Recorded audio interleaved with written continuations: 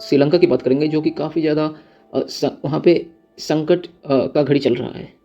वहाँ के राष्ट्रपति ने आपातकाल की घोषणा कर दिया है। और चलो आज हम बात करते हैं यहाँ पे क्या हो रहा है, क्यों हो रहा है, कैसे हो रहा है। तो सबसे पहले बात कर लेते हैं कि श्रीलंका दिवालिया होने की कगार पर पहुँच गया है।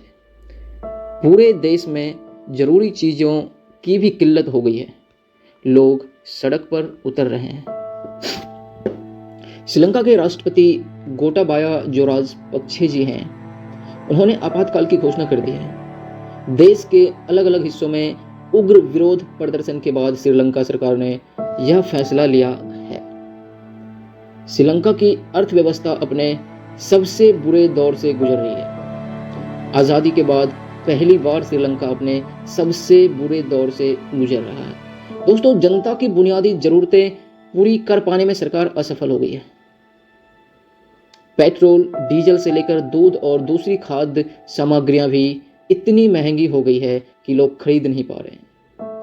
कभी पर्यटन के लिए दुनिया में मशहूर यह आइलैंड देश आर्थिक तौर पर तबाह हो चुका है। हालात इतने बुरे हैं कि आज़ादी के बाद इस देश ने ऐसे हालात कभी नहीं देखे हैं। एक बार फिर श्रीलंका गृह युद्ध के मुहाने पर खड़ा हो गया है। दोस्तों, बात कर लेते हैं कि श्रीलंका में किन चीज़ों की किल्लत छाई हुई है। यहाँ पे पेट्रोल और डीजल खत्म हो चुका है। देश के पास इतने पैसे नहीं बचे हैं कि बड़े स्तर पर तेल की खरीद कर सके। डीजल की किल्लत होने की वजह से सारे बड़े बिजली संयंत्र, जो भी पावर प्लांट्स हैं, बंद हो गए हैं। बिजली यहाँ पे 6 घंटे के लिए ऑफिशियली बंद कर दिया गया था। एक दिन में 13 घंटे लोड शेडिंग हो रही है। बिजली की स्थिति इतनी खराब है कि वहाँ स्ट्रीट लाइट भी बंद कर दिया गया है। अस्पतालों में बिजली किल्लत की वजह से डॉक्टर ऑपरेशन तक नहीं कर पा रहे हैं। दवाइयों और खाने पीने की चीज़ों के लिए लंबी लंबी कतारें लगी हैं। लोगों की क्रय क्षमता खत्म हो रही है। जनता दंगा करने पर उतर आई है। खाने के लिए लोग तरस रहे हैं। बात कर लेंगे दोस्तों अब हम यहाँ पे जो हालात खराब हुए श्रीलंका की आर्थिक संकट के बीच में भी राष्ट्रपति जो गोटाबाया हैं, उन्होंने क्या करा है, यहाँ पे आपातकाल का ऐलान कर दिया है। श्रीलंका एक आइलैंड देश है दोस्तों। आपको पता होगा कि ये हर साइड से वाटर से घिरा हुआ है। इंडिया और श्रीलंका को पाक स्टेट जोड़ता है। यहाँ की आबादी महज 2.25 करोड़ है। एक छोटे देश में भी ऐसी किल्लत हो गई कि नागरिकों को पेट्रोल डीजल मुहैया कराने में सरकार फेल हो रही है। भारत में 140 करोड़ की आबादी दोस्तों होने के बावजूद हमें पेट्रोल डीजल के लिए लंबी लाइनें लगानी नहीं पड़ती है। दरअसल रूस अब भारत को कम कीमतों पर कच्चा तेल बेचने पर राजी हो गया है। भारत और रूस के बीच हुई इस डील से अमेरिका जैसे देश काफी नाराज हैं। श्रीलंका इस कूटनीति पर चलने में फेल रहा है। चीन की नज़दीकी श्रीलंका पर बहुत ही ज़्यादा भारी पड़ेगा, श्रीलंका को भी और दोस्तों भारत को भी। श्रीलंका को चीन की नज़दीकी भारी पड़ी है। चीन की रणनीति ऐसी है कि जिस जिस देश ने उससे अपने निवेश बढ़ाए हैं, वहाँ राजनीतिक और आर्थिक अस्थिरता तेजी से बढ़ी है। श्रीलंका और पाकिस्तान बड़े बड़े उदाहरण हैं। धीरे धीरे पाकिस्तान भी उसी स्थिति की ओर आगे बढ़ रहा है जैसी स्थिति श्रीलंका में है। श्रीलंका, आपको पता होगा कि पाकिस्तान में भी जो वहाँ के इमरान खान हैं, उनकी सरकार गिर गई है।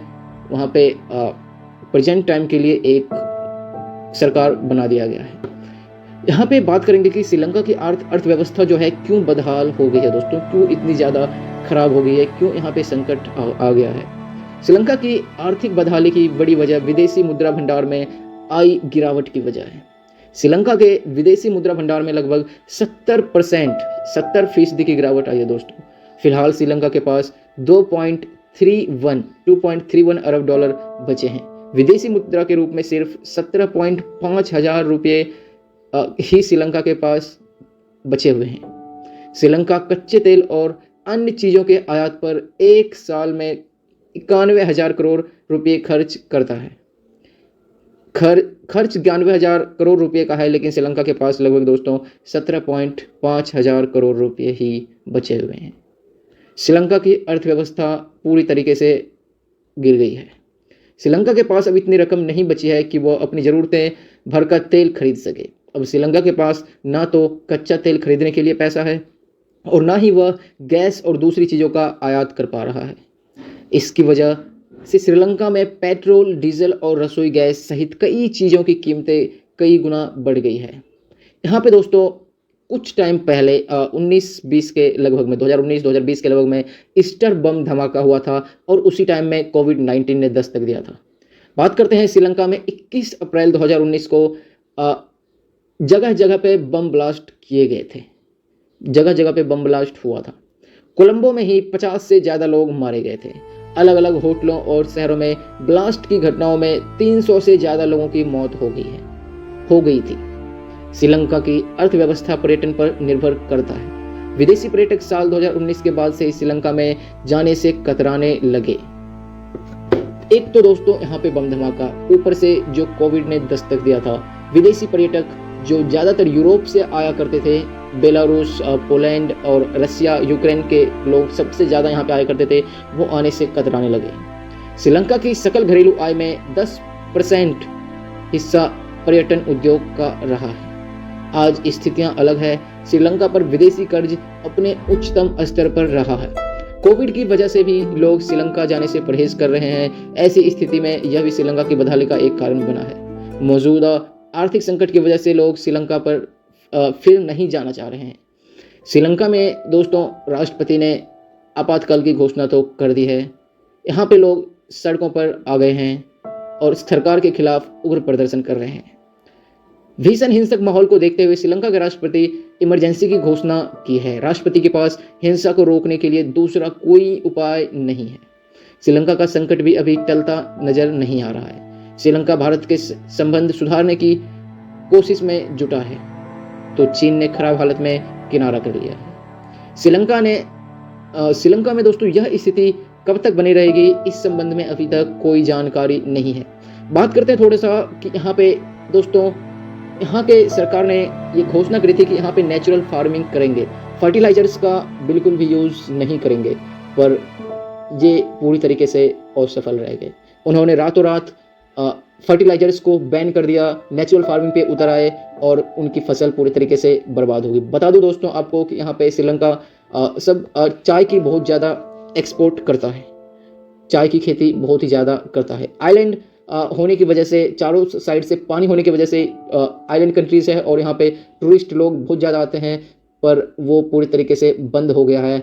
एक तो कोविड-19, एक तो यहाँ पे बम धमाका और दूसरा अभी रसिया और यूक्रेन का जो विवाद चल रहा है उसकी वजह से लोग आ नहीं पा रहे हैं। तो ये सारे रीजन्स है दोस्तों जो श्रीलंका में इतने बुरे हाल बने हुए हैं। तो आशा करता हूँ आपको रीजन समझ आया होगा।